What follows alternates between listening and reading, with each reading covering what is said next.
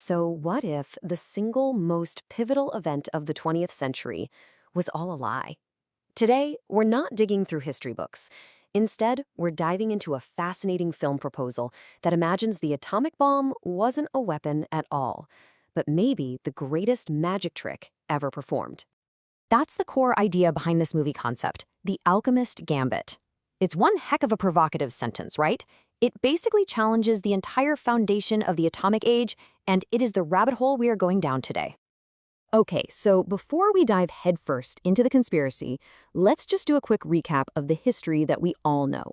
This is the official story, the one we all learned about how the world was pretty much shoved into the atomic age. Right, so this is the timeline straight from our history books.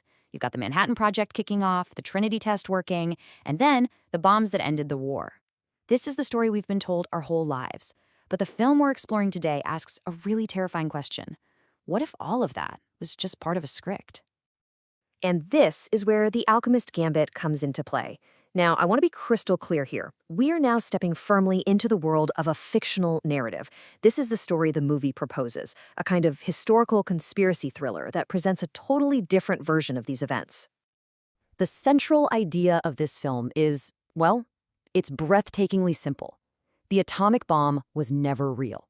The film argues that the whole point of the Manhattan Project wasn't about splitting the atom. It was about splitting public perception, crafting a lie so powerful, so convincing, it could actually end a war. So why would they do this? I mean, what's the point?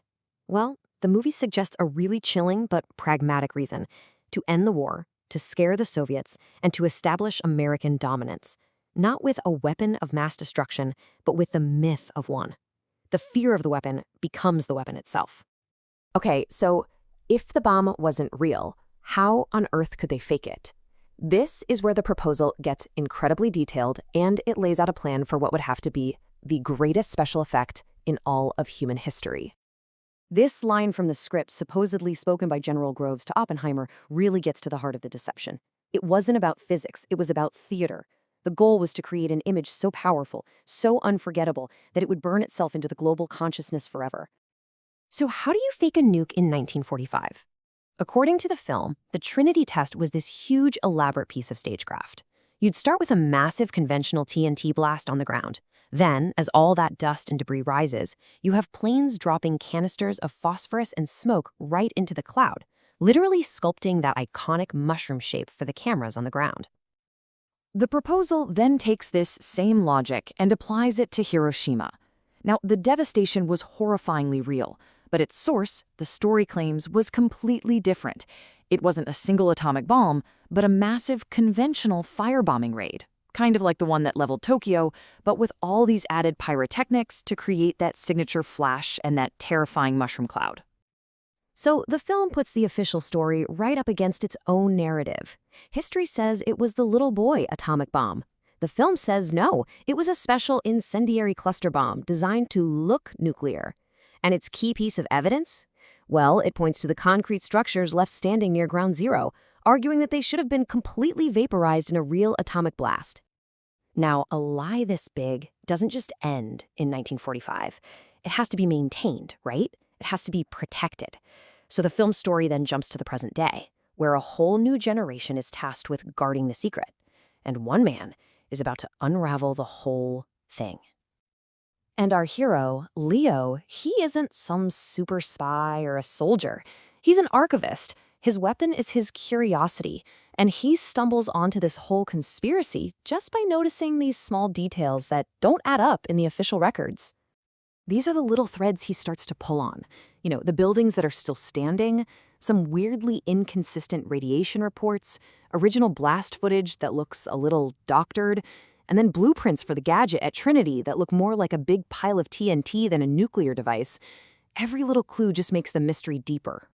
So Leo uncovers that the original architects, they passed the torch to modern-day guardians.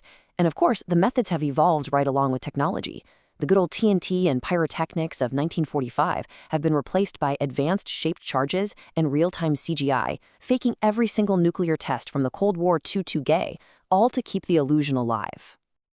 This is where the true stakes of this whole conspiracy are finally revealed. I mean, if the bomb is a lie, What does that mean for the entire world that was built in its shadow? 80 years. For 80 years, according to this story, the entire global order, all our alliances, our conflicts, our treaties, our very sense of security has been balanced on a complete and total fiction. It's a staggering thought. I mean, just think about what's at stake here. The idea of mutually assured destruction, the global balance of power, literally trillions of dollars in defense spending, the very concept of a nuclear deterrent. In the world of the Alchemist Gambit, every single one of these pillars of our modern world is built on that original 1945 hoax. And here is the story's final, chilling point.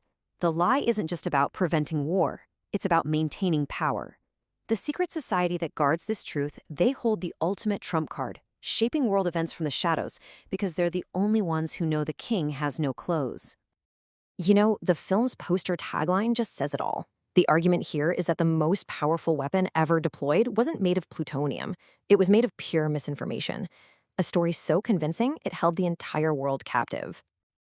And that's really the question this film proposal leaves us with. Now, while The Alchemist Gambit is a work of fiction, it absolutely forces us to think about the nature of power and narrative. It asks us to consider how much of our reality is shaped not by what is true, but by what we are told is true.